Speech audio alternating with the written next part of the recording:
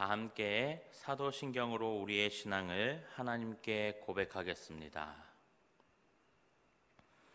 나는 전능하신 아버지 하나님, 천지의 창조주를 믿습니다. 나는 그의 유일하신 아들, 우리 주 예수 그리스도를 믿습니다. 그는 성령으로 잉태되어 동정녀 마리아에게서 나시고 본디오 빌라도에게 고난을 받아 십자가에 못 박혀 죽으시고 장사된 지 사흘 만에 죽은 자 가운데서 다시 살아나셨으며 하늘에 오르시어 전능하신 아버지 하나님 우편에 앉아 계시다가 거기로부터 살아있는 자와 죽은 자를 심판하러 오십니다. 나는 성령을 믿으며 거룩한 공교회와 성도의 교제와 죄를 용서받는 것과 몸의 부활과 영생을 믿습니다. 아멘. 찬송가 80장으로 주님을 찬양하겠습니다. 찬송가 80장입니다.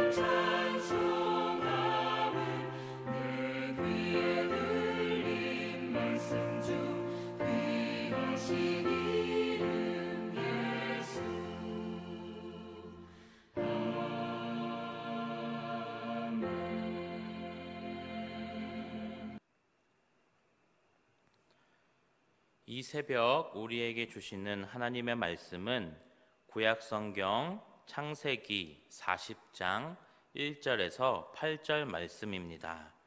구약성경 창세기 40장 1절에서 8절 말씀입니다.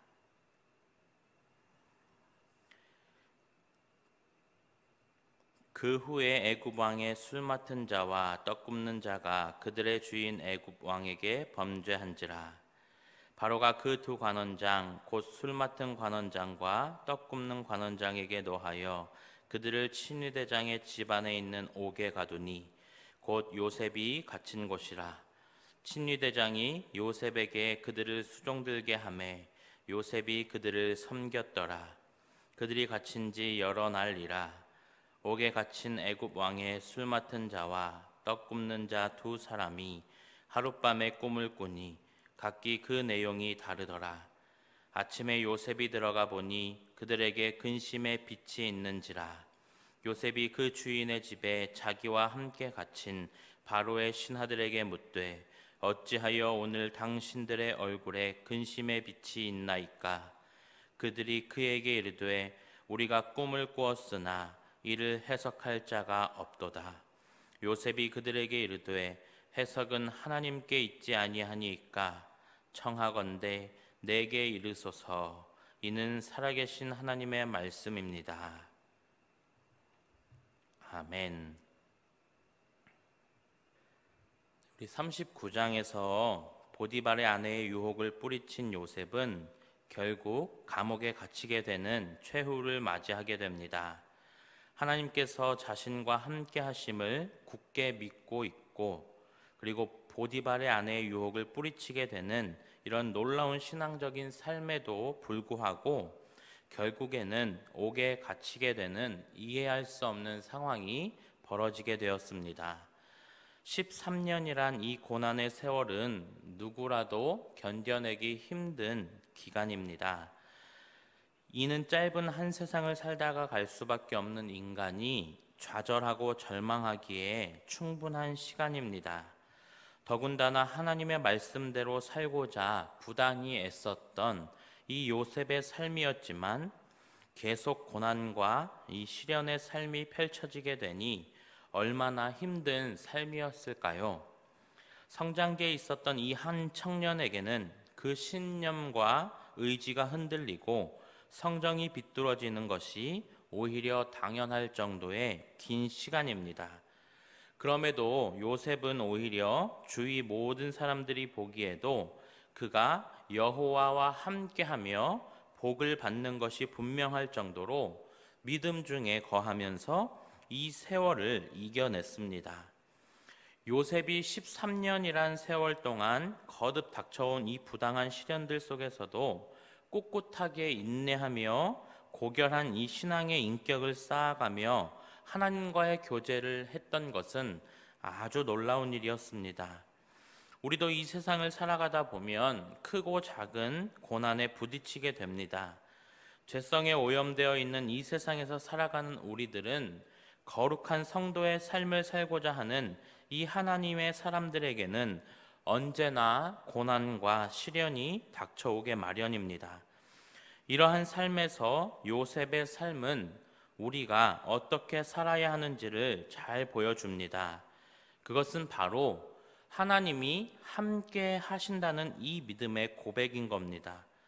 지금 하나님께서 나와 함께 하고 계시고 또 나를 바라보고 계신다는 이 사실을 인식할 때 우리는 어떠한 어려움 속에서도 하나님을 신뢰하고 믿음으로 나아갈 수가 있는 것입니다. 그럴 때에 믿지 않는 자들이 나의 모습을 보면서 저 사람은 정말 하나님이 함께 하시는 이 형통의 삶을 살고 있구나를 깨닫게 되는 겁니다. 이것이 바로 영향력 있는 삶의 모습인 겁니다. 우리 새벽 기도회에 나아오신 우리 모든 성도님들에게도 이 요셉과 같은 믿음의 삶을 통해 하나님의 영향력을 드러내시는 분들이 되시기를 간절히 소망합니다. 오늘 본문에 술 맡은 자와 떡 굽는 자가 애굽의 왕에게 범죄하였다고 나옵니다. 술 맡은 자라는 것은 왕에게 술을 따라드리는 자를 의미합니다. 떡 굽는 자라는 것은 왕의 식사를 책임지고 관리하는 자를 뜻합니다.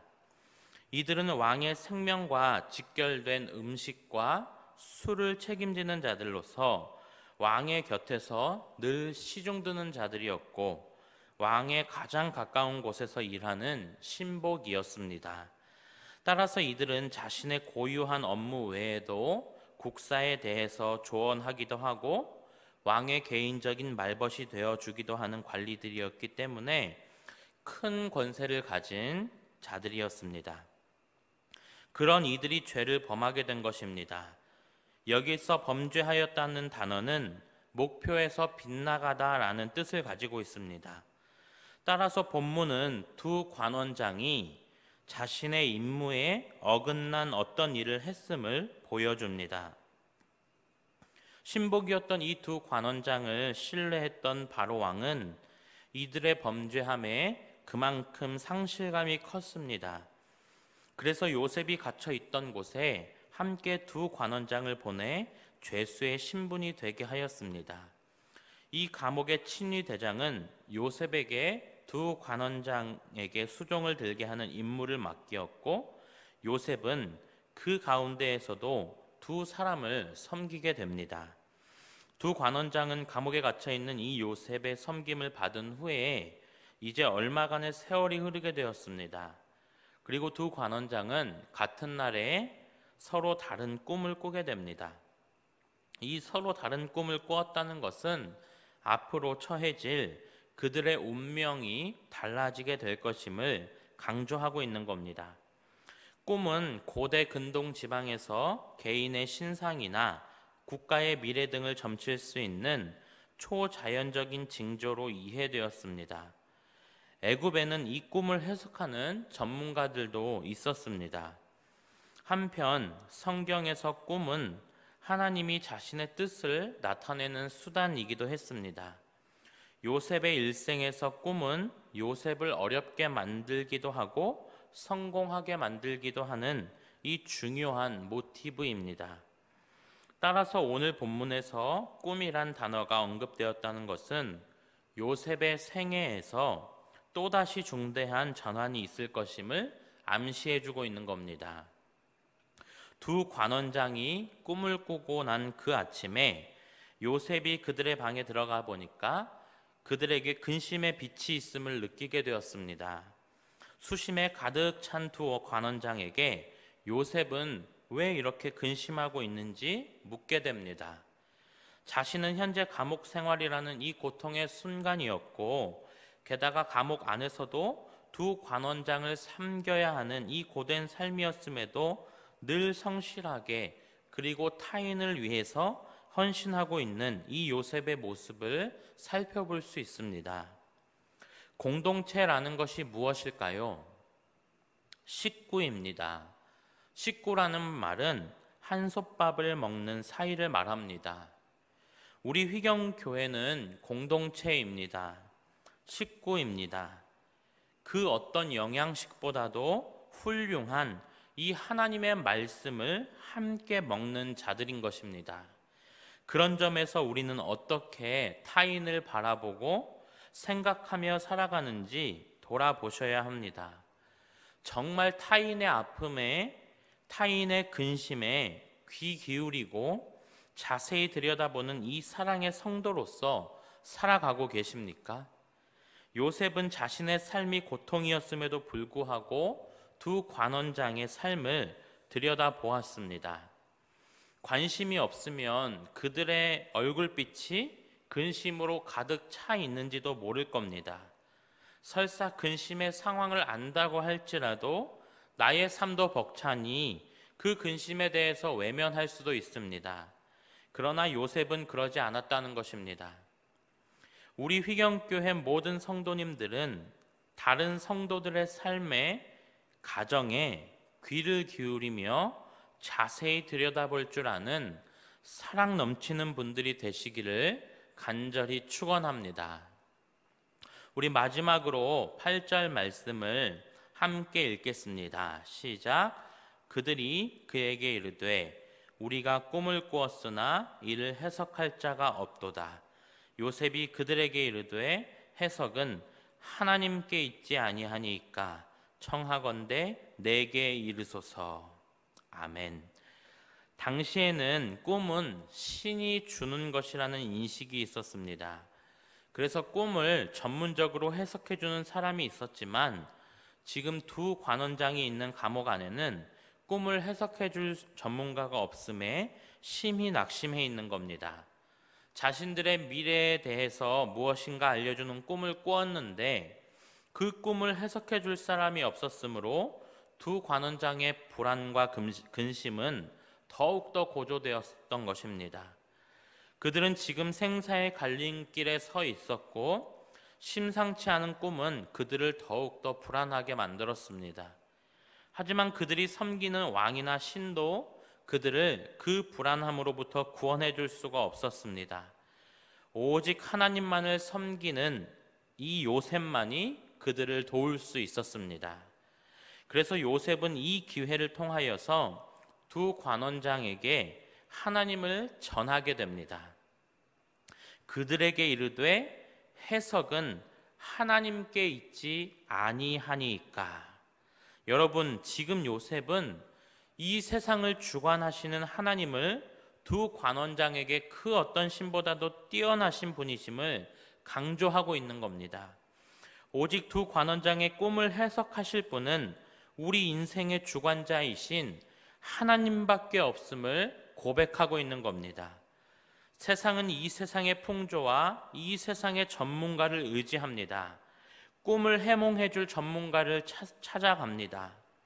그러나 요셉은 그런 모든 것들은 헛되고 오직 하나님만이 참되시며 능력이신 분이심을 두 관원장에게 전하고 있는 것입니다. 하나님에 대한 확신이 있었던 요셉은 두 관원장을 향해서 청하건대 내게 이르소서라고 담대하게 선포합니다. 나에게 그 꿈에 대해 말해달라는 것은 하나님의 지혜로 말미암은 꿈 해석의 능력이 자신에게 있음을 확신하고 요청하는 겁니다. 하나님을 진실로 의지하는 사람은 언제나 어려움에 처한 사람들을 적극적으로 도우며 하나님께로 인도하는 삶을 살아갑니다. 사랑하는 성도님들, 요셉은 자신도 어려운 처지에 있었지만 그 가운데서 다른 사람의 어려움을 돌아보는 아름다운 성품의 소유자였습니다. 우리 또한 요셉이 믿었던 그 하나님을 동일하게 믿고 섬기는 자들로서 요셉과 같이 자신의 유익을 구하기보다는 다른 사람의 유익을 먼저 구하는 참 사랑의 성도들이 되어야 할 줄 믿습니다. 그리고 우리의 전부이신 하나님을 믿지 않는 자들에게 증거하며 하나님의 대사로서 살아가시는 저와 여러분이 되시기를 간절히 축원합니다. 기도하겠습니다. 하나님 아버지, 거듭되는 삶의 시련 속에서도 끝까지 신실하게 하나님을 붙들고 살았던 요셉처럼 우리들도 하나님께서 함께 하신다는 믿음을 가지고 날마다 믿음으로 승리하며 살아가게 하옵소서. 그리고 타인의 삶을 돌아볼 줄 아는 너그러운 삶을 살게 하여 주옵소서.